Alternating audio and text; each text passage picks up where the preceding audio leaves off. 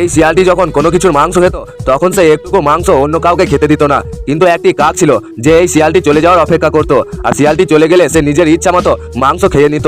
আর একদিন শিয়ালটি তার শিকার করার জন্য দৌড়ে যাচ্ছিল, তখনই হঠাৎ করে একটি গাছ সেই শিয়ালটির উপরে ভেঙে পড়ে, যার ফলে সেই শিয়ালটি গাছের নিচে দেবে দেয়। আর তারপরে সে ওই গাছের নিচ থেকে অনেকবার বেরোনোর চেষ্টা করে, কিন্তু সে শক্তির সাথে পেরে উঠছিল না।